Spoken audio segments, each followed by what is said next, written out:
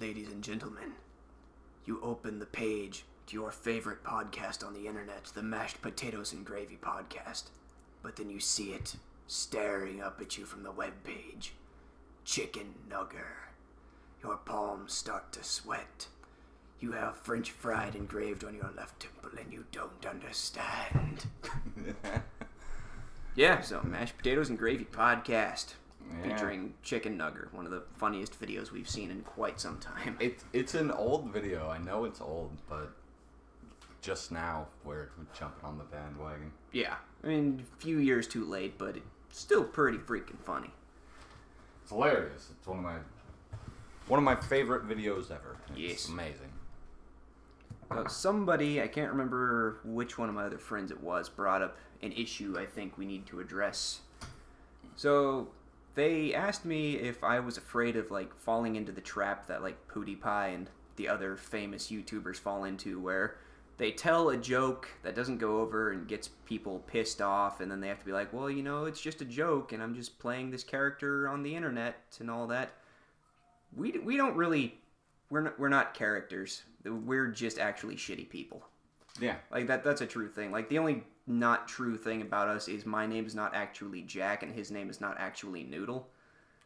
I can have it legally changed though. Yeah, we could, but that's a long drawn out process I don't think either of us wants to deal with. No, they're going to start looking into tax records and it's going to be a whole thing. Yeah. Just more trouble than it's worth. Yeah, so like we've said some pretty horrendous stuff on the show before, but I think there's lines even we haven't crossed. Like we tend to stay away from like racist jokes and rape jokes and all the other things that got the big wigs in trouble, you know? Yeah. And I mean, you know, rape jokes are fine, but racist jokes, Jesus. Come on. Yeah, you can't, we're not going to have that on this show. No. But no, I don't think we're going to get in trouble. We're actually who we are on the show. We're shitty people. Like, even on my best day, I'm a pretty cold-hearted bastard, and Yeah. and on our worst days, you know, I'm 2 steps from a violent psychopath, and you're probably like a sexual degenerate or something like that. Yeah. Like we're awful people. We're pretty bottom of the barrel. There's not much lower we can go unless we actually tried. I mean, deep within me, there's this deep-seated empathy with people. So, like, when I do just make fun of people and call someone a sewer mutant or whatever, like, there's still the point that's like, oh, how'd they get there? I feel bad for them. Like, you know, there's still that there, but, you know, I'm still just going to say things that come to my head because I have no filter and I just do that. Yeah. I talk too much and I you know, make fun of people too much. But I feel like if they could see where I was coming from, they would understand the making fun of them. And they would be free to take shots back at me. Yeah, I mean, we take shots at ourselves often enough, I think. So Yeah. other people don't have to. We're fucking gay. Yeah, I mean, we are fags. I was telling you about my sister and how she's now my brother. Yeah. Yeah, she didn't get mad. I think she kind of understands that I don't really give a shit and she's always going to be my little sister. But, like, when she was at a party the other night with me, she, every single time I referred to her him as her and everything, she would correct me. Yeah. And that was a little annoying. But at the same, like, it was because she was being annoying about it. Like, I'd say, like, oh, yeah, my sister, and she'd be like, brother. It's like, yeah, okay, my brother. Like, it was an annoying thing, and you know I give no shits at all. Yeah. Like, she can do whatever, it's her fucking life. Do whatever the fuck makes you happy. But it's a hard thing to try and switch that in your brain. Yeah, when you've been doing it for years. Well, because, like, even you know, you've known her. Yeah, him, her, whatever. Him, yeah, see, right there. I'm just going to refer to her as her, but in my head I'm going to spell it H-I-R, so it's like a combination of him and her. Yeah. It's much easier that way. But you've known her, him, her, HIR, whatever. Yeah.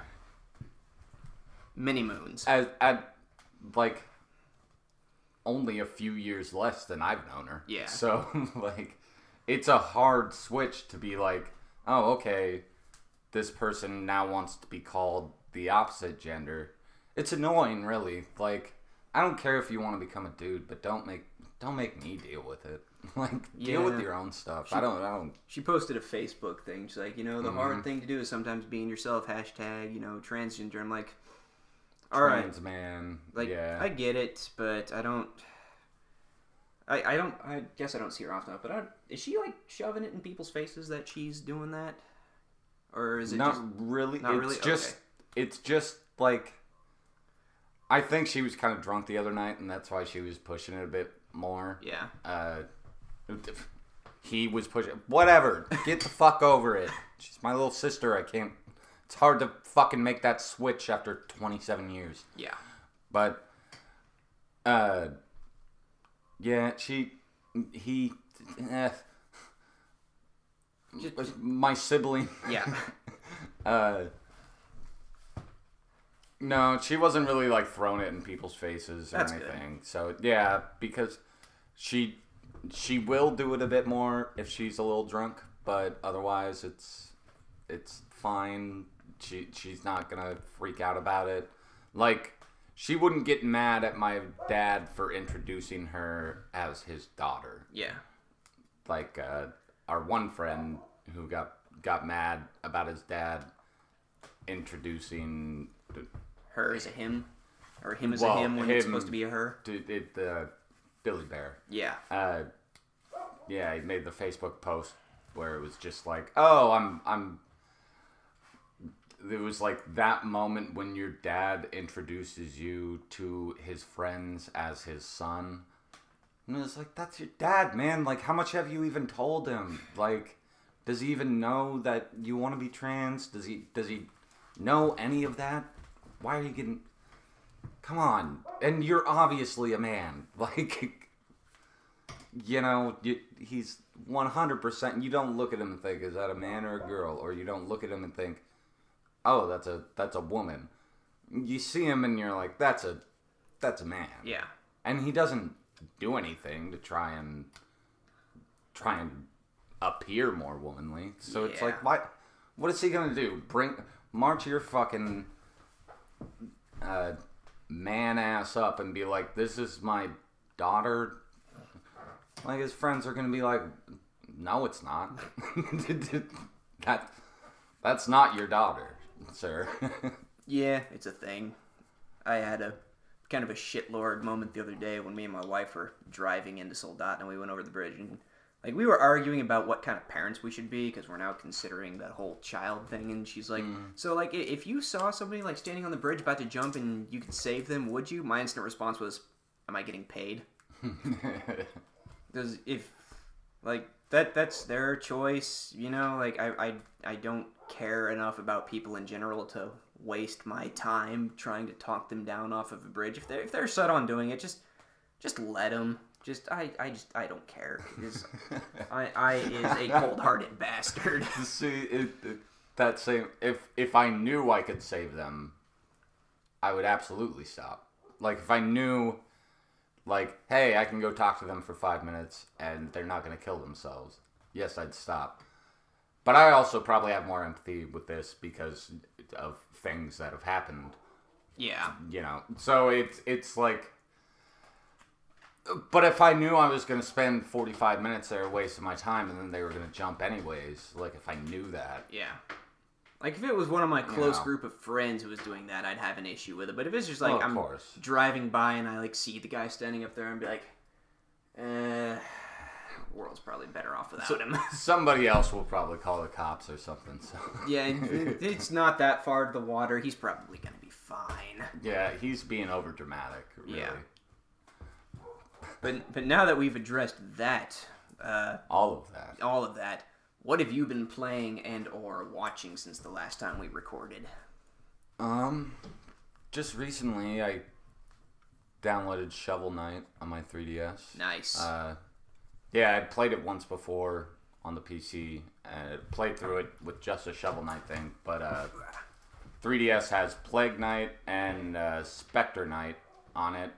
It advertises on the page itself. It's like King Knight coming 2017. It's not fucking there. It's 2018 now. You guys are a bit late. Yeah, and it's still not there. I don't know if I need to, do some sort of update or something. But you'd normally assume if you download the game, it downloads all the updates too. Mm-hmm. So, but yeah, fucking great game. It's so easy but so hard. Yeah. Like there are so many times where it's just like I fought Spectre Knight last night and got super annoyed. I'd get him down to half a heart each time and he'd kill me. And this was like 5 times he did that before I got him. But I don't know, it's the right balance of difficulty and still being able to do it. It's not like Mega Man, where it's just like, Christ, I'm never getting fucking through this. But it's real good game. Yeah, I've played Shovel Knight and Plague Knight. How does Spectre Knight play, or have you tried that yet? No, I haven't tried him yet. Because I know Plague Knight like throws potions. Yeah. He's got a weird. He seems shitty. He seems like he'd suck to play as. I played, I think, the first level as him. Then I don't think I even got through the first level. I just hated him. Yeah, this sucks. It's a bit of an adjustment going from Shovel Knight to Plague Knight. Because when I played Shovel Knight, I did the thing where you could get items and charge up and like fire shit straight forward and stuff like that. Yeah. So I cheesed the game. I played it on easy mode pretty much. Oh, okay. So like doing that, I was kind of already knew what I was doing with Plague Knight with his projectileness. But if you play it like other people that I've seen play it, or they do like the jump and then like the down stab as their main mode of attack, it'd be a bit of a learning curve there. The down stab, the Scrooge McDuck cane jump. Yeah. That's one of the best ways to go through it. But yeah, you can get all the powers as well, which is super helpful. Yeah. I am looking forward to playing Spectre Knight. I just wanted to play through the main game again because it's been so long. Yeah. It's been like 3 years since I played through it. That shit was $25, by the way. Like, you fucking kidding me? With how old that game is, it should be $10 for all of that. Yeah, I mean, yeah, I can see that. Like, I enjoyed it. Like, I'm not the one who paid for it. I played it on a friend's computer, but I had a lot of fun with it. Yeah, I mean, it's a great game. I'm not trying to devalue it that way, but maybe the whole package, if they ever put out King Knight or whatever, and you get all the playable characters, then it might be worth $25. But like just for Shovel Knight himself, yeah, it's a $10 game. Yeah, they don't have the option to just get the vanilla game with Shovel Knight. It's like the Shovel Knight treasure trove or something like that. Yeah. And yeah, it's $25. I mean, it's worth it. I'm gonna play through all the campaigns, so at the end of the day, I'll get my money's worth. But still, $25 I still feel like is too steep. Yeah. Because we're stingy and broke ass motherfuckers. Yes. Both of those things. Yeah. Also gay. Also gay. I mean, that's another conversation I had with my wife recently. Yeah, what with all our dates? Yeah. And I'm like, well, honey, you constantly like want to go to Louis and shit. Evan, Noodle's a cheap date. I mean, go to McDonald's and he's perfectly happy. Yeah. Although the other day after McDonald's, I was not happy. Should have gone to Arby's. It was a bit rough. Because, I did the whole healthy eating thing and everything, and I haven't been too good on it lately, but it's still, like, my main rule was just, like, don't eat at McDonald's. Like, never eat there. Because that's just, you're just eating plastic. Yeah. But, so, yeah, after eating there the other day, my body was very confused about it. Not happy, and, yeah. That I think we know where the rest of the story goes. I don't think I need to say it. Yeah, I'm trying to get on the healthy bandwagon because my wife is like, we got to be healthy parents, and so she's like, Oh, shut up. Yeah. So, like, we need to start exercising and stuff, and I'm like, all right. And then she, like, comes home, and she's like, man, I'm so sore. I did, like, all these squats and these things called, like, frog jumps. And, like, and I'm just, like, sitting there on the couch, and she's like, did you even do your exercise? I'm like, yeah, honey, I did my exercise. Of course I did. And she's like, what did you do? I'm like, 50 push-ups and 10 minutes of shadow boxing. And, like, she kind of gave me this look because I am a bit more fit than her. And also, as far as push-ups go, I'm pretty much lighter than air, so I can do fucking push-ups all day long. But I am getting old. I had to stop at 25 and take a break before I did my other 25. Yeah, we were working out last night, and now my chest and stuff is sad because I'm a pussy, so I don't do legs. So you skip leg day? Yeah, but yeah. You also walk a lot, so I figure you get your. I walk a lot, and my soon it's. I actually figure probably Monday I could take the bike to work. Nice. Because it's kind of all thought out enough, but So yeah, that's my leg day. Yeah, just going to work. Squats. Squats fucking suck. They do. I hate them. I can't really do them. Like much. Leg presses and stuff, if I had something to do them with, which I don't, I'd do those. But squats can eat my ass. Yeah. They can lick it clean after 3 days of not showering.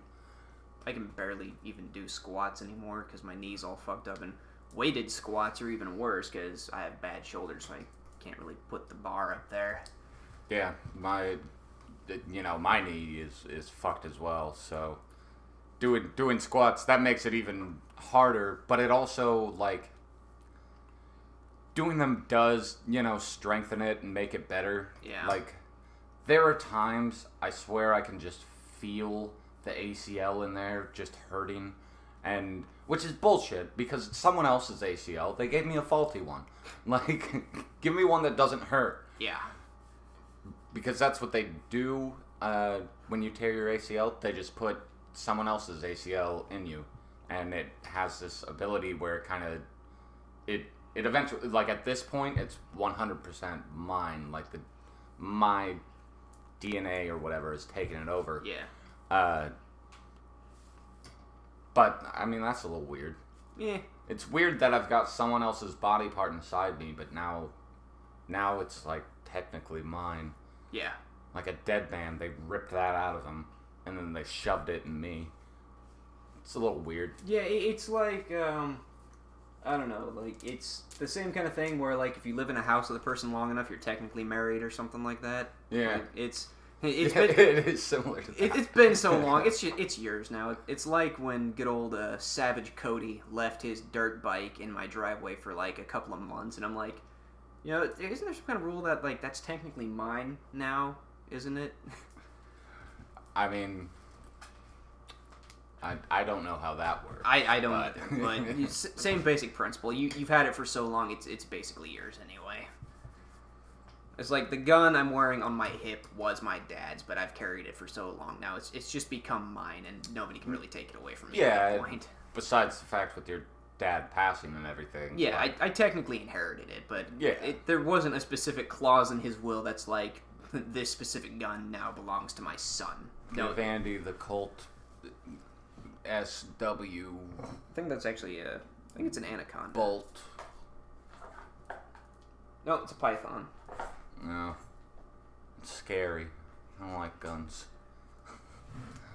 As for what I've been watching, pretty much 100% Carl Pilkington. I've heard good things about him. Oh man, An Idiot Abroad might be the funniest show that's ever existed. Doesn't he have another show that he did, The World According to Carl Pilkington or something like that? There's The Moaning of Life with him. That's what I was thinking about. Also, he's on the Ricky Gervais show. Yeah. So I've kind of paused my An Idiot Abroad for a bit since Miranda's been gone. So I've just been watching all these highlights from the Ricky Gervais show of Carl just being Carl. And for those who don't know, he's basically an idiot, and he goes abroad. And Ricky Gervais and Stephen Merchant, they make him do weird shit while he's out there. Just stuff he doesn't like, and he's not impressed by any of it. So, like, he goes and sees the pyramids, and he's like, yeah, I've seen them a million times. I've been walking around Egypt for fucking days, and they got little plastic pyramids everywhere. Now I'm here. Fucking okay, let's go. Like, I saw them. Like, he's just not impressed by anything, but like the way he words everything and everything is just fucking hilarious. It's one of the funniest shows ever, and everyone should watch it. It's on Netflix, right? I don't think An Idiot Abroad is anymore, but like all of it's on YouTube. Oh, nice. Okay. The Moaning of Life is on Netflix, though. Cool. I need to watch that. I've heard many good things. Yeah, you should definitely watch An Idiot Abroad first, because it'll give you more. It'll make you like The Moaning of Life more, because The Moaning of Life, it doesn't have like Ricky Gervais or Stephen Merchant in it at all. Like, they aren't fucking with him, and so he's still being Carl, so it's still funny, but I don't know. You'll appreciate it more. Because it's not as good as a show as An Idiot Abroad. Yeah. So you'll appreciate it more if you watch An Idiot Abroad first. Cool. Cool. I have been playing Dragon Ball FighterZ even more now that I got the DLC characters. And people love Bardock, and I can see why they love Bardock. At least as far as this game goes. He's not, like, overpowered or anything, but he is what I think the fighting game community calls a hyper-utility character. Like, his move list is one of the smallest in the game, but, like, all of his moves can be performed on the ground and in the air, and, like, all of them can be comboed into another of his moves if you know what you're doing. Yeah. So there's, like, his weakest bit is his projectiles. Like, his projectiles are just shit. They suck. But everything else he can do completely makes up for that fact. Like, you can bounce somebody down to the ground, catch them on the bounce, knock them back up into the air again, combo them into a... It's nuts, the things he can do. So yeah. I can see why people love him. And I think I've finally figured out Broly. Yeah. And Broly is a character that makes me really glad that I don't play online, because I would absolutely hate going up against a good Broly player. Like, I spent a couple of hours figuring him out. Like, he's slow, he hits fairly hard, he doesn't have much combo potential, but I figured out after playing him and watching a few videos on him that all the shit he can do is all about bull rushing somebody into a corner and then keeping them there while you just beat them to death against a wall. And due to some things that happened in my past with fighting games, I hate characters that do that. Like I played Mortal Kombat, I think with you and some of our other friends, and everyone just, like, pushed you into a corner with Sector, I think, and just, like, chest missiled you into oblivion. Mm-hmm. I fucking despise it so much. And it's not like it's a bad tactic in Dragon Ball FighterZ. Like, you can get out of it with simply pressing 2 buttons and teleporting behind Broly. But a good Broly player is going to make it where you just don't have a chance to do that. Which is fine. It's a legitimate tactic, but god damn it, I hate people that do that. They're fucking awful. Yeah, fun game, though. Well worth the $10 I paid to get those 2 characters. Yeah. So, Devilman Crybaby. Oh, I've been waiting to hear about it. Oh, waiting to hear your analysis on it. Okay. I don't think it's a bad show. I really don't. But it's a show that is definitely not for me. I guess I'll talk about the parts I don't like about it before I talk about the parts that I do. The art style is kind of off-putting. Like, it's not a bad art style, and if you see it, you'll never mistake it for any other anime other than Devilman. But it's very, like... kind of cool that they, yeah. Yeah. Go on, sorry. Like, it's a very kind of rough around the edges art style, and I think that works in manga form where everything is static and not moving. I personally don't think it translates very well over into like motion. But again, like I'm not gonna call it bad. It's just not. It's not for me. And then there's the fan service air quotes. Yeah. I think this is a case of fan service done wrong. Like, I'm trying to think of something that does fan service right, and right, the Senran Kagura game series, all about like the jiggle physics and the fan service. Like the whole thing is about like scantily clad, sexy anime female ninjas, and that's like 5 of my favorite things all lumped into one. But once you go past that, you find out that it's actually built on top of some fairly decent gameplay. Like, that's fan service done right. And when fan service is done right, if you're watching it by yourself, I don't think anybody should feel bad about being like, yeah, this is hot, alright, whip your dick out. I don't think anyone should ever feel bad about whipping their dick out. No, but... Well, yeah, that's not a correct statement. No. I mean... There are definitely times you should feel bad about whipping your dick out. But by yourself, I don't think you should necessarily feel bad. Like, you shouldn't walk into the middle of a store and just whip your dick out and start whacking it over, like, the bra display or something. When I'm by myself, my dick is mostly out. Yeah, I mean, that's a fairly standard thing. Even if I'm just knocking it about. Like, I'm not jacking off, but... It's just there. You're smacked around. You're in your own home, and you just don't feel like wearing pants, and that's fine. I put on a robe, and everything is free. Yeah, I can walk to the bathroom if I have to, or I can just sit there and spread wide. Yeah. Anyway, but yeah, like when fan service is done right, when you're by yourself, shouldn't feel bad about that at all. Fan service should not make you uncomfortable. No. But Devilman Crybaby, there's a couple of bits where it made me very uncomfortable. Like, there's a scene where, like, it was a straight-up, like, rape scene, pretty much. And this girl straight-up kills this guy who's about to rape her, which, good on her. That's a decent reaction you should have to a rapist. But then she's like, oh, man, I didn't get anything out of this. Oh, well, and then she just straight-up, like, fucks the guy's dead body. Like, that was... like, they didn't really show it, but that was obviously what was going on. Fair enough, like, I guess. Like, I was by myself watching this, and, like, because this show... How does that happen? Because if he's dead, it's going to be flaccid, right? Rigor mortis? Like, there's no blood pumping. Like, I don't know. But, like, yeah, like... Or does she, like, get weave a strap on with a bit of wood and then fuck him that way? I don't know. The point is she was fucking a dead body, and like that's I guess like like this okay, like that's fan service done wrong. Like when you're by yourself and you're uncomfortable about something, that's not good fan service there. Yeah. And the complaint I had after the not so good fan service was I wasn't really given much cause to care about a lot of the characters. Yeah. Which is a thing that's really necessary if it's a TV show. Like, take the first time I saw Independence Day, for example. Like, I really didn't care about Will Smith's character past the fact that he was being played by Will Smith.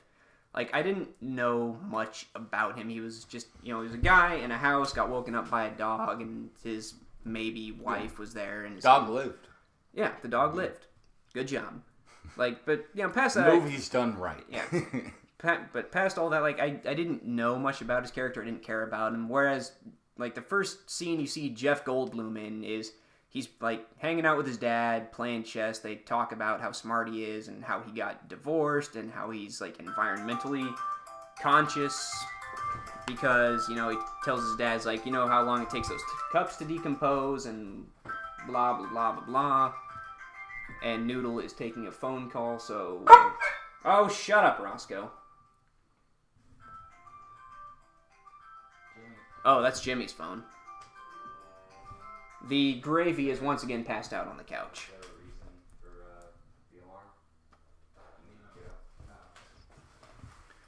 I mean, you could get up and come over here and podcast with us, but no, that's fine. Jesus Christ. Alright, the gravy is not going to be on this podcast. Yeah. He's just kind of mumbling over there. Yeah. Anyway, first scene you see with Jeff Goldblum, you learn all about his character, and like they give you everything you really need to know about Jeff Goldblum in that one scene. And I guess maybe just because I'm a big old nerd, I instantly clicked with that character and cared about him, whereas it took me a while to really understand and get to know Will Smith's character. Like, in movie form, that works, because, you sit down for a movie, and best case scenario, you're not getting up until the movie's finished. But if a show doesn't hook you within, like, the first episode and, like, give you a real reason to care about these characters, you're not really gonna want to come back and watch the rest of them. Yeah, unless you're, like, seriously interested in the premise. Yeah. But, yeah, like, throughout the entire show, I never really cared about any of the characters. But thankfully, Netflix is built for binge watching, so I just kind of sat on the couch and watched through it while playing a video game. Yeah, at some point I'm going to watch it. It's just there's so many shows. There's other better things to be watching. So many shows. It's like every time I'm watching something, it's like, is there something else I should be watching? Like, is there something that would be a better use of my time right now? Yeah. And because, as you get older, your time becomes more important to you. Yeah. And so, if I'm going to be watching something, I want to be watching the best thing that I haven't seen. Yeah. That I can. And I don't know, you might like the show better than I did, but I mean, I was a little surprised by your review of it because, yeah, my other buddies at work and stuff all said it was good and like, yeah, worth watching. Yeah, like I said, it might just not be for me. But then we got to talk about the most egregious thing this show has done, which, full spoilers, by the way. I think we should just say right now that unless we specifically say we're not going to spoil something, just assume we're going to spoil it. Yeah, probably. So at the end, Devilman fights Satan. They have a big old showdown, and then I guess God just decides, this world is fucked. I'm just gonna blow the whole thing up. Wow. Which that makes the entirety it's a bit anticlimactic. Well, I mean, like, the world's pretty much dead at this point. Like, the whole premise of the show is, like, everyone's becoming demons for whatever reason. And the world's coming to an end, and humanity's gone to shit, so God just decides to wipe the slate clean. Like, I get it, but it was done in a way that made the entire show just not fucking matter. Like, all of the character development that the main character might or might not have gone through, like, I couldn't really tell. Like, he turns into Devilman and he starts fighting other devils. That's about the long and short of it. Yeah. And then just everybody's dead. The world's gone. Start over. And they don't even start over in the show. The world just blows up and the credits roll. It's like I hate it when that is an awful ending. Yeah, it's again, I can see where God's coming from on that one. Like the world's not salvageable at this point. Everything's gone. It's done. It's over. But that, like, for the show, yeah, that's an awful ending. Just he just blew up the world and everyone. So yeah, that's it. I don't think you can you can't set up a season 2 after that. Yeah, the world's dead. Yeah, no, that's the thing that's what pissed me off the most about the show. It's just like, all this shit doesn't matter anymore. Everybody's dead. Yeah, that's really annoying, actually. Yeah, like, I was not a fan. For it to just blow up and it doesn't show what happened. It doesn't show what happens to the main character. Nothing. Like, just God went. I think the main character actually died at the end. Like, it was very ambiguous. Like, I think he lost in his fight against Satan. And that's even worse. He didn't even win? Yeah. It's, like I said, it was a very ambiguous ending. I might need to go watch the last episode again to really figure it out, but anyway, so that's all the shit I didn't like about the show, but the stuff I did like, dude, the violence, man. Yeah. Like, it felt like I was watching a Friday the 13th movie. Like, in the end, like, not caring about the characters much, I really just kind of kept going to see what kind of creative ways Devilman could come up with to just murder other demons. Like, the action sequences were super well done.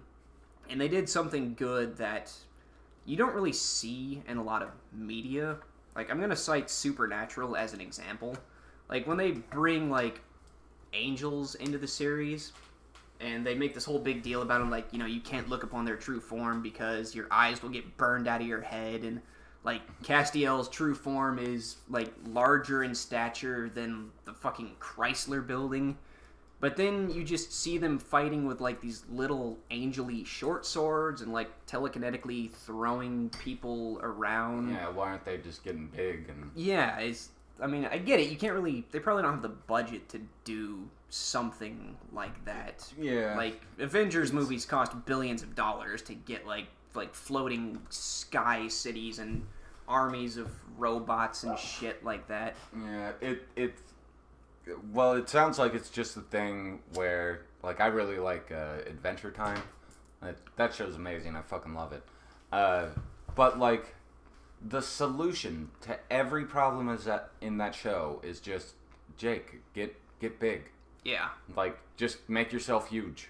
Because every time he does do that, he just destroys whoever is there. And, I mean... I understand that they don't want to make that the only solution. Yeah. And I understand why they don't do it that way. Yeah. But, like... But when you hype something up like that and then don't show it... But, yeah, and when you're watching the show and he's like, oh no, how am I going to help Fenn? And it's like, dude, you can do anything. Yeah. Like, get giant and then stretch 1,000,000 feet and... Eat the man who's in charge. Eat Magic Man, and then save Finn. Yeah. Like, it's always just like, you can just do this, like, every single time. Like, any monster they're fighting or anything, so. Yeah, like, an example of that done right was actually a book series I read. It was the Golgotha series by R.S. Belcher, and in the second book, there's a straight up, like, brawl between two angels. And, like, they're in human form and all that, but the kind of nonsense they do, like, one of the main characters, Malachi, like, goes after this guy, and then he straight up, like, breaks time and space. Like, he creates a stable time loop where he throws, like, 1,000,000 punches that are all, like, going faster than the speed of light, and then, like, loops time to make them all hit this other guy at once. And then he makes a point of holding back just a bit so he doesn't literally blow the atmosphere off the planet. Like, that's the kind of shit that angelic super beings, like the angels in Supernatural, should be doing. And they kind of do that in Devilman Crybaby. Like, the fight scenes, you really get the point, like, the sense that these characters could just tear the entire world apart if they really wanted to. Yeah. It's like, I guess Goku and Vegeta, if they just went all out, like, no holds barred, they could probably obliterate the planet in one of their brawls. Like, at this point, they could just blow up a planet if they wanted to. They could 100% just be like, Gallic gun, there goes planet. Yeah. Like, that's the kind of power that... Because, like, Frieza can blow up planets. Yeah. Goku defeated Frieza, Yeah. forever ago, and now he's so much further up. Like, he could blow up 10 planets at once without fucking moving a finger. Yeah. Well, he'd probably have to put his hand up. I mean, yeah, or, like, go out of orbit and Kamehameha the center of the world or something like that. Yeah. But he can't breathe in space, I don't think. He does, though, sometimes, doesn't he? Like, when he fights Beerus, don't they, like... They might just be in the upper atmosphere. Yeah. Okay. But the point is, they could destroy the worlds if they wanted to, and I think Devilman Crybaby actually captured that really well with some of the fight scenes that they do. Yeah. So, like, that was one thing I really did appreciate about the show, was the fight scenes. Yeah. So, I mean, I'll probably enjoy it. Yeah. I'll probably end up really liking it when I watch it, just because, I don't know, I'm just, like, any anime I watch, I'm always just like, it's the best thing ever. But, so. Yeah, like I said, I don't want to call the show bad, because I really don't think it is, but it just wasn't really for me. Yeah. So, like, this is one case where I encourage you to not take my word for it and go figure it out for yourself. Yeah, it'll be a good one to watch with Miranda. Like, when we're sitting there. Yeah. If she doesn't like violence, though, probably not for her. Animated violence doesn't bug her. Okay. But, like, movies like The Green Room, that bugged her. She could not get through that. Like, when, what's his name? The Russian dude. Anton Yelchin? Yeah. When he brings his hand back in the door after it's been, like, completely cut off. Almost. Miranda was just like, nope. She just noped out. She got mad at me. I was like, I didn't know that's going to happen. We were just watching this movie because I like this actor and I heard it was good. And I watched the rest of the movie by myself. And she just noped the fuck out. Which, I understand, it's very gruesome. And the way they, like, duct tape his hand back on, kind of, and stuff, it's just like, ugh, no. When the one girl just freaking cuts open that guy's stomach. Whew. It's a gruesome movie, but it's really good. Sounds like my kind of movie. Nazi punks, faggots. That's kind of the start of what gets them in trouble. Okay. They're a band, and so they're playing at this bar, and it's like everyone there are like biker Nazi guys, and they're a punk band, and so they get up there and they sing the Nazi punks faggots song. I don't know if you've heard it, but it's Nazi punks, Nazi punks, Nazi punks, faggots, and it's basically just that. That seems like bad decision making on their part. Yeah, but then I don't entirely remember, but they see something they shouldn't have seen at the bar, so they end up locked in the room, and eventually they let this one guy in, and whatever, they end up killing him because they don't really have a choice. They knock him out, and then this girl just razor blades his entire stomach open. Just like a clean line straight down. Nice. Which, that's a rough thing. Like, that's not a happy way to die. No. Like, even slitting his throat would be better than that. Like, choking on your own blood, drowning in your own blood.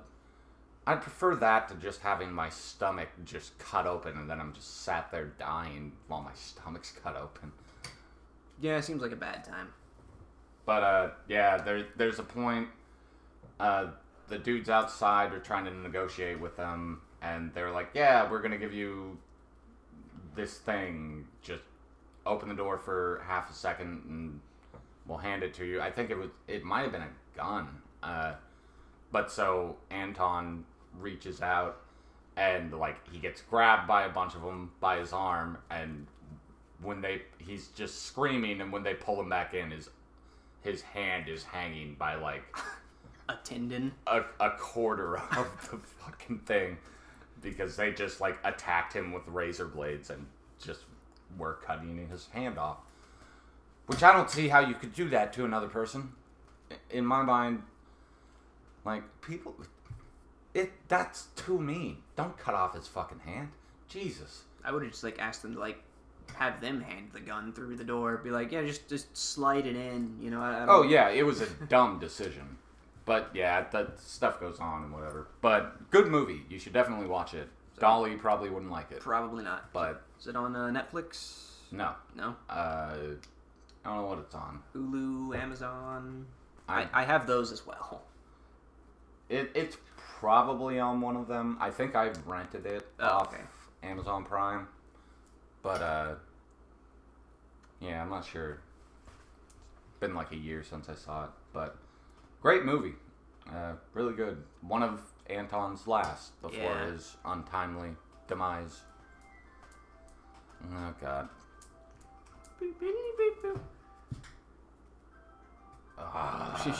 Should we go turn that off? Yeah.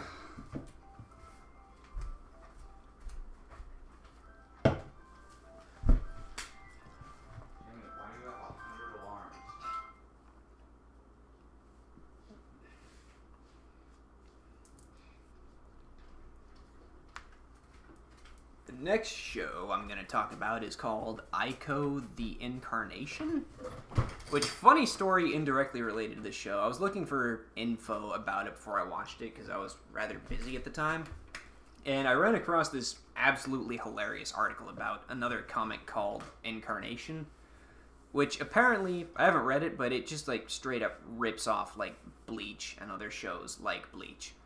And the guy who made Bleach, the original manga, I think his name was Taite Kubo, like, he did an interview and he was talking about it, and he's like, yeah, I got a bunch of like messages and stuff about this American comic ripping off Bleach, and I found out the comic was written by Gene Simmons' son, Nick Simmons, and personally, I'm more worried that Nick Simmons is a comic artist rather than the fact that he's ripping off Bleach. Which is just about the best response you could ever give anything of that, because just props to that guy for making a clever response. See something?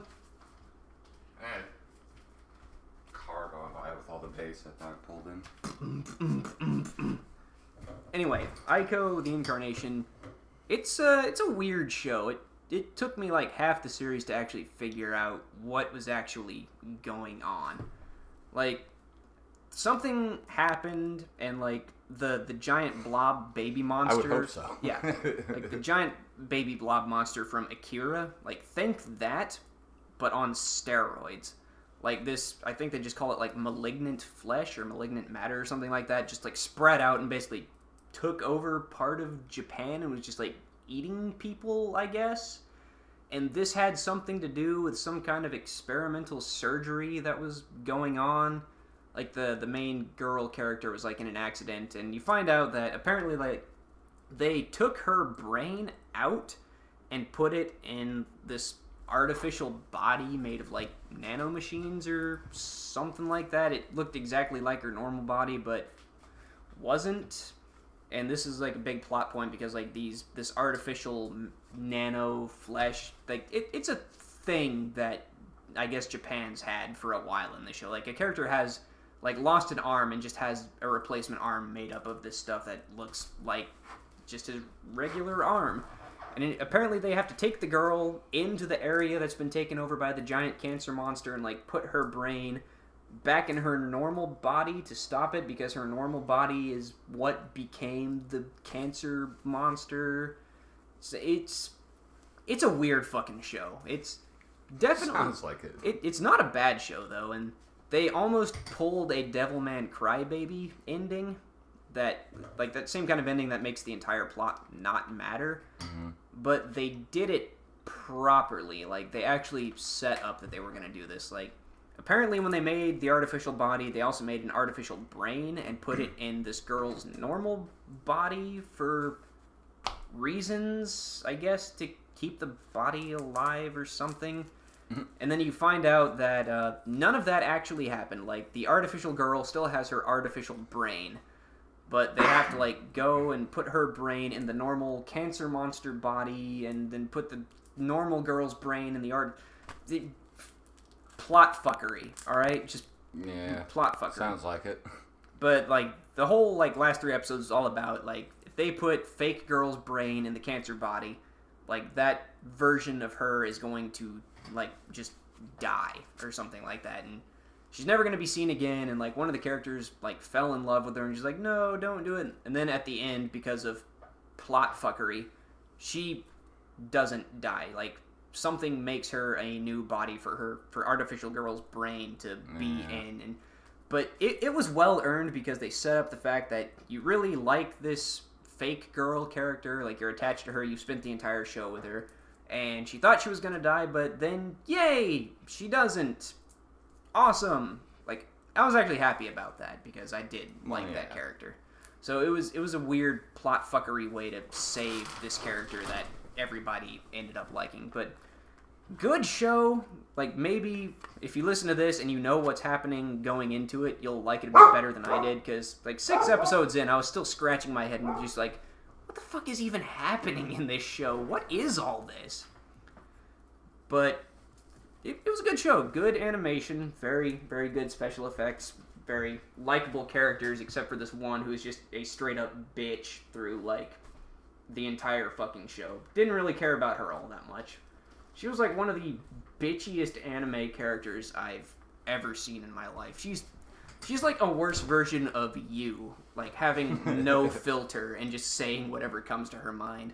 Like, there's this very poignant scene where the girl's talking to the guy that fell in love with her, and then this woman comes out and she'd be like, oh, you're worried about the fact that you indirectly caused all of this? Well, you're right, you fucking bitch. And I'm like, what the fuck is wrong with this person? Why would she do that?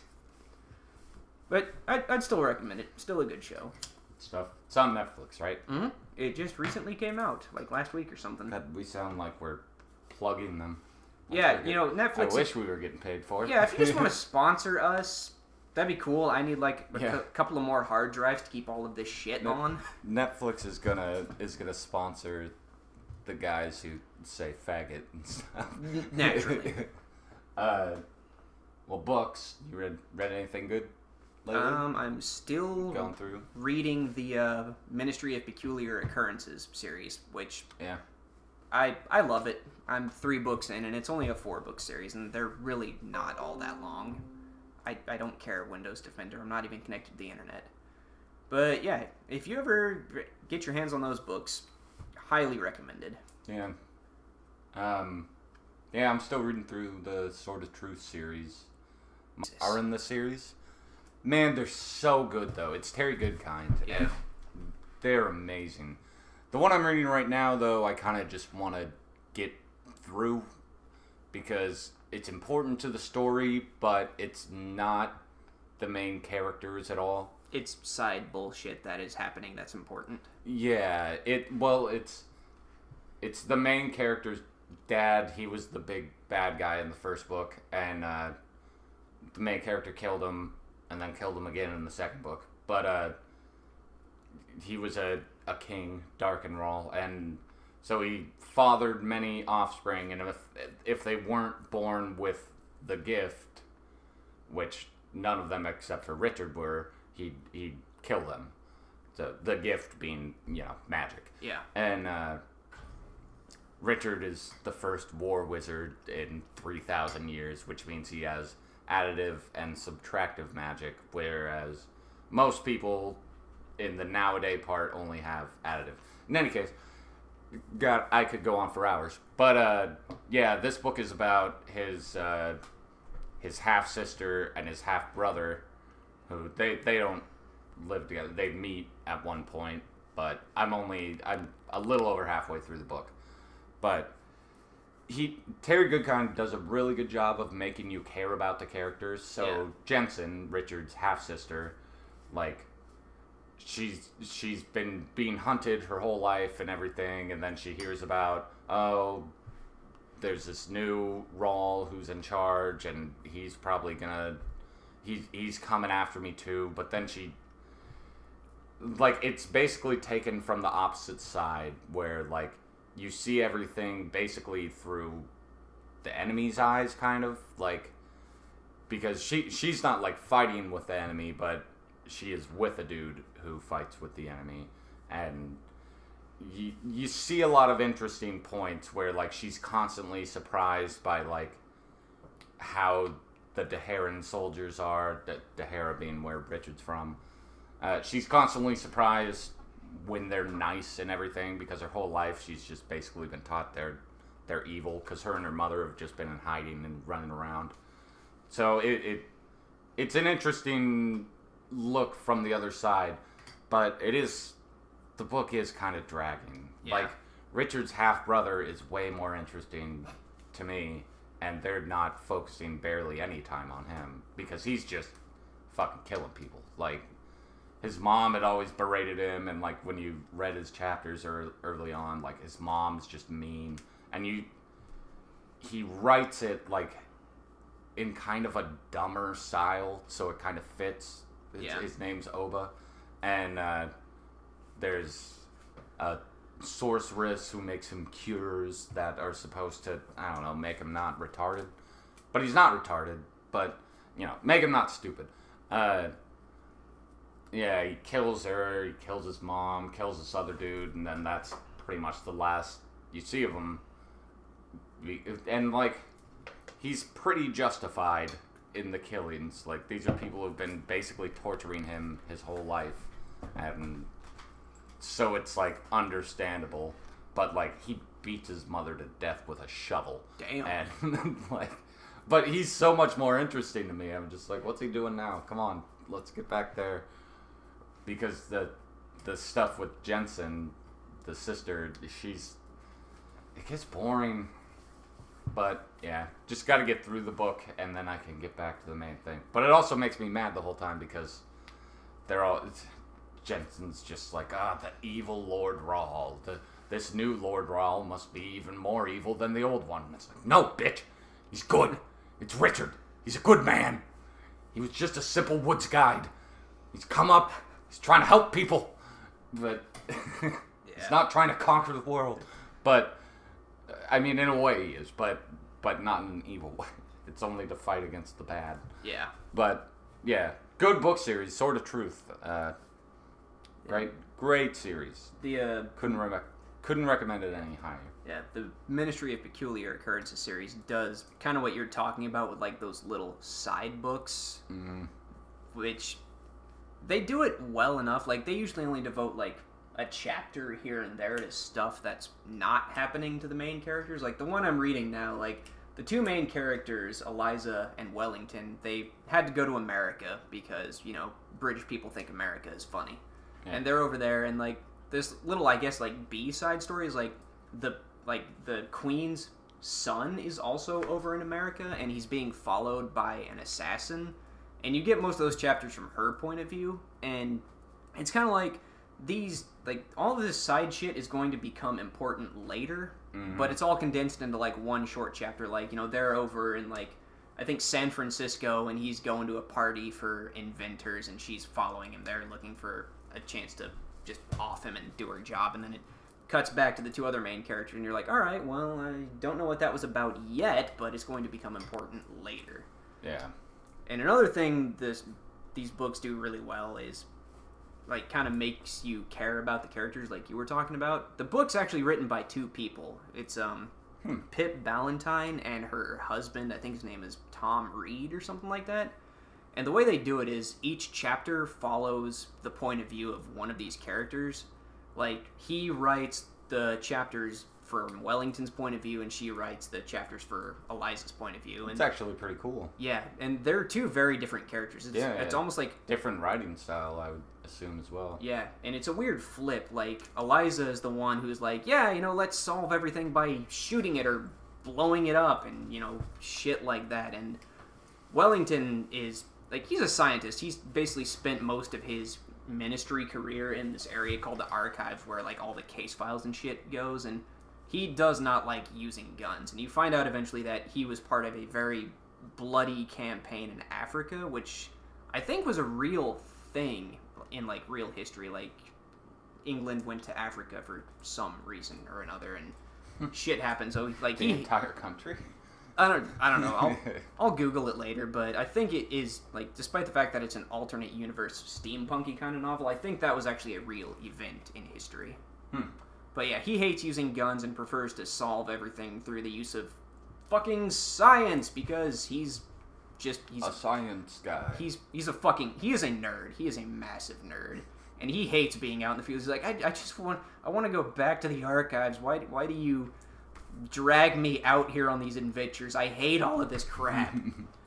Yeah, it's great. And the alternate writing styles work really well, because the two characters, they're obviously in love, but Eliza's basically a female James Bond. And, like, she's in love with Wellington, and Wellington, because he's basically a Vulcan, can't figure out why Eliza's pissed off that he's spending all of his time with this other female. And she's, like, trying to make him jealous by spending time with her American male counterpart, which is actually, I think, was another real person. It was a cowboy named Wild Bill, I think. And in this universe, he got into the American counterpart for the Ministry of Peculiar Occurrences. So he's naturally like, yeah, let's just blow shit up and shoot everything. She's like, I like you. I'm going to make this guy jealous by spending time with you. And they both can't figure out why the other one's pissed off at him. And it's great. I love it. Sounds frustrating. Like, it is, but damn it. But it's written well enough that you don't care. Yeah. Like, you can see plainly where both of these characters are coming from, and the whole thing's just a big fucking misunderstanding on both of their parts, but they're both too stubborn to admit it. Yeah. It's an amusing series. I really love it. Well, we're at the 1 hour mark. How Yeah. about we go play some video games? I think there was one other... Oh, right. There was one other Netflix show I wanted to talk about. Sword Guy. Oh, right. And this, so far, like, of all the 3 animes I've watched on Netflix, this one's my favorite because the premise is so incredibly simple that you can't fuck it up. It's all about how, like, weapons, like, I guess, Excalibur and other legendary swords like that, if they, like, kill enough people and have enough, like, hatred and stuff sank into them, they basically become sentient and start possessing people. So, like, there's this group that's trying to collect all of these legendary weapons and keep them out of the hands of, like, normal people and shit like that. And the main character, Guy, like, his mom got temporarily possessed by a legendary Japanese katana and, like, killed a bunch of people. Then she figured it out and she hung herself while she was still pregnant, I guess. Or, like, she had Guy right before she... I don't know, it's ambiguous on that point, but he's been like attached to this sword for like his entire life. And during a cleansing ritual while they were trying to take all of the evil energy out of the sword, some shit goes wrong and he gets his arm cut off. And then the guy who was taking care of him was like, well, he's been attached to the sword for his entire life, let's just reforge the sword into a robot arm and attach it to him. It's like, fair enough. Like, that's the one detractor I have from this. Like, knowing what I do, like, I know a little bit about swordsmithing and metalwork and stuff like that. If you made an arm out of the blade of a single katana, that metal's going to be thinner than fucking tinfoil. Yeah, because katanas are super thin. Yeah, like, but past that one little thing, this shit, it's an awesome show. They riff on gamers a little bit in this show. Like, there's this girl who's like like a pop singer / professional gamer, I guess, and she gets her hands on one of these legendary weapons and just starts killing people. And the whole time she's just spouting fairly accurate gamer lingo. Like, she goes on a rampage, and then Guy shows up with his robot arm and he's gonna fight her, and she's like, oh, alright, is it time for a mini boss? Let's do this. And I'm like, I see what you did there, and that's better done than most other game shows treat gamers. The show called Future Man on Hulu, man, I really want to like it, and there's parts of it that I like, but the cringe is so real in that show. Like, yeah, I saw the first episode of it. Him playing video games and he's just spouting shit and like jerking around. It's like, no one plays a fucking video game like that. Do a tiny bit of research. Like, no one who made that show has ever played a video game. Yeah. Because like he's sitting there, he's like, come on, kick. Come on, give him, come on, yeah! It's just like, what? No one does that. Like, yeah, you might be like, fuck yes, if you beat a level you've been stuck on or whatever, but you're not fucking jittering in your chair and talking the whole time, unless you're fucking autistic.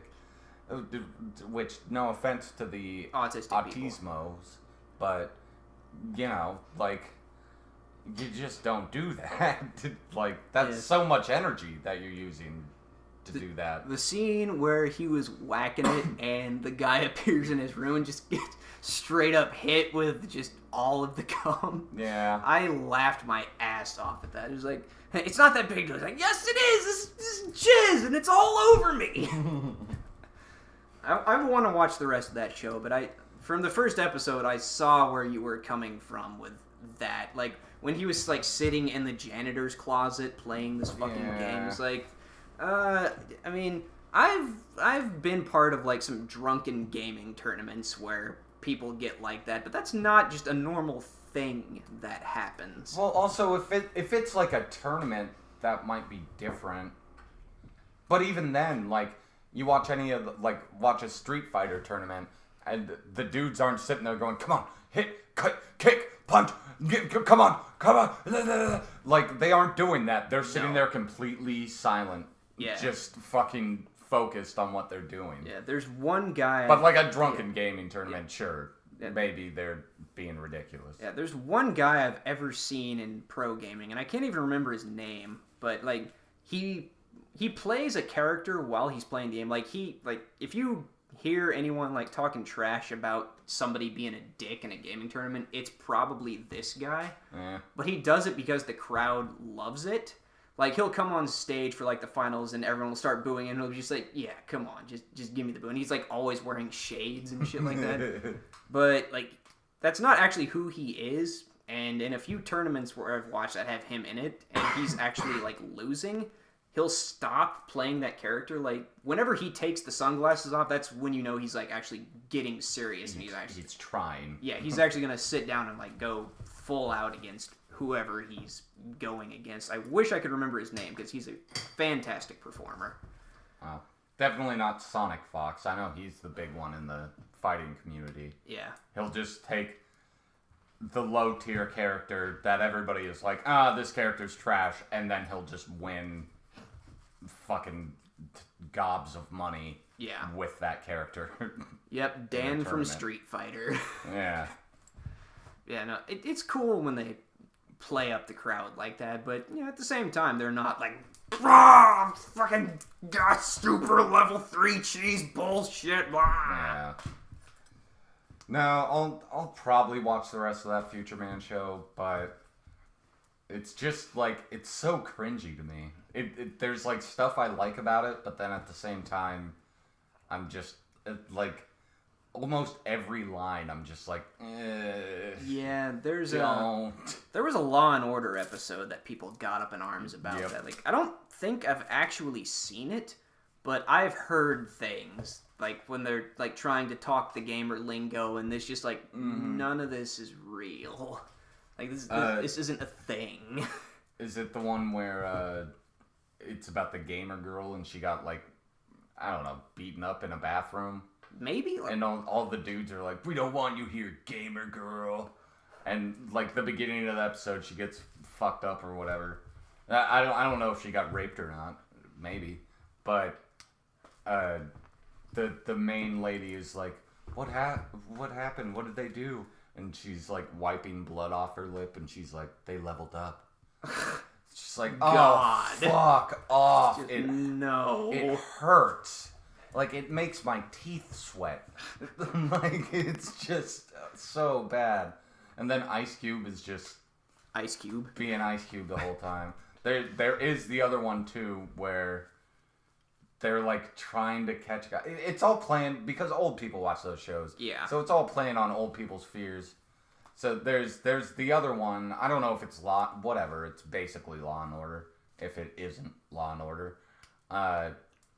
They're like trying to catch this guy on an MMO, and they're both like using. There's two people, and they're both using the keyboard NCIS at the same time. Yeah, and it's just like people hated that. It's like, are you fucking doing? Are you telepathically communicating? Does she know when you need to like hit the shift key or something like that? Move over.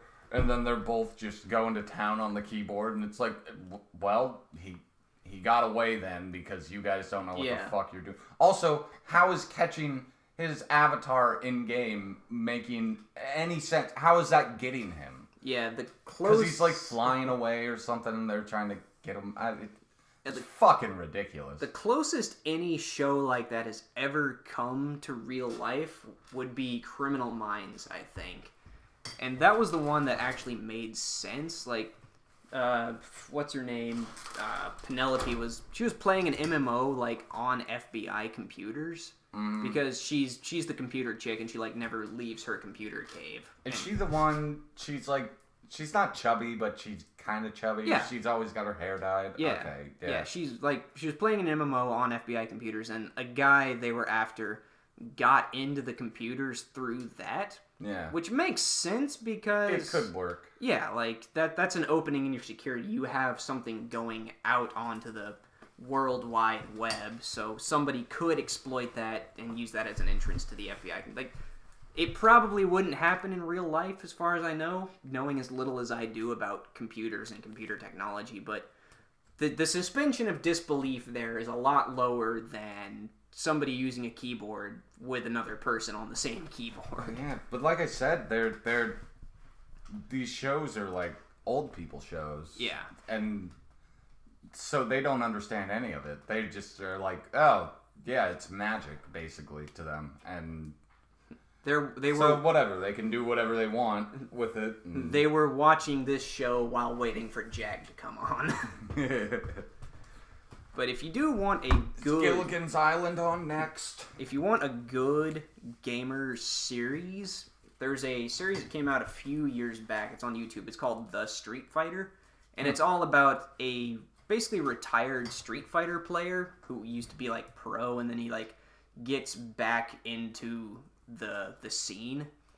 Like, I think one of the driving plots is like the girl he was interested in got beat in a tournament by this real fucking douchebag who was played by Kasim G, which is fucking amazing. What's it called again? The Street Fighter. Oh, okay. Yeah, I haven't seen that. And one. like the whole premise is like he's trying to play Street Fighter 4 when he hasn't played for a while and like get back into the tournament scene. And like the driving conflict is this girl went to a tournament that this guy was also in, and like Kasim G like kissed her after a match, and she shoved him and was like, "Whoa, that's physical assault. You're disqualified." And basically the douchebag playing the system against her, and then the guy fights him in Street Fighter and wins the tournament. And like there's a subplot about how he's divorced and he's like trying to connect with his kid over video games. That's a gaming show done proper, and it's really short. Yeah. It's only like 5 20-minute episodes. I just started rewatching The Guild as well. I've never actually seen that show. I mean, it's all on YouTube. It's Isn't Felicia Day in it? Redhead lady? Yeah, the redhead chick. Yeah, her. Is that Felicia? Okay. I think so, yeah. She was in a Supernatural episode once. 3 times, actually. Yeah. Super hot. But, The Guild, it's a good show. It also has its cringe moments, but for when it came out and what it is, I enjoy it. Yeah. Yeah, good show. I will have to check it out at some point. Yeah, it's all on YouTube, so it's easy to watch. Sweet. There's some show I wanted to watch. I think I have to have like YouTube Red or something to watch it, but it's these people playing Dungeons and Dragons, and then like they have an animator who like animates their adventures afterwards. And the whole thing is just like the trailer that I saw was like they were in a dungeon and like a guy is in a minecart, and like apparently the minecart like starts sliding away from the party or something like that, and the guy in his seat's like, no, don't take me away from the party, I don't want to do it, and just getting really into his character. And then the DM's like, yeah, this minecart's going really slow, your party could like slow walk and catch up to it. And then the animation is just this guy's character freaking out in the minecart while it's like slowly sliding away from him. I can't remember what it's called, but I want to watch it because I love Dungeons and Dragons. There's another good one.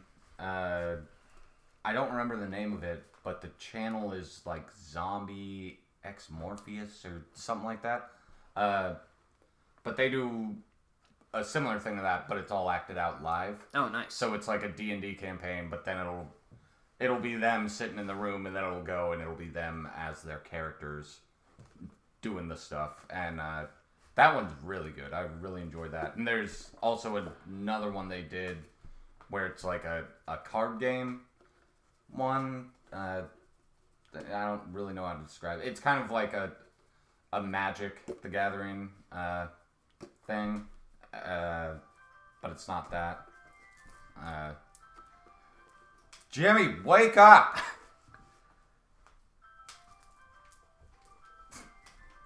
No response. Christ. But yeah, that channel, it's zombie something. It's something like Ex Morpheus. I might be hitting it on the nose, or I might be wrong. Boop, boop, boop, boop, boop, boop, boop, boop. That's like the third time the Gravy's alarm has gone off. Yeah. Well, you want to go play some Far Cry? Yeah, I think we should probably go play some Far Cry before we do delve too deep into nerddom. Yes.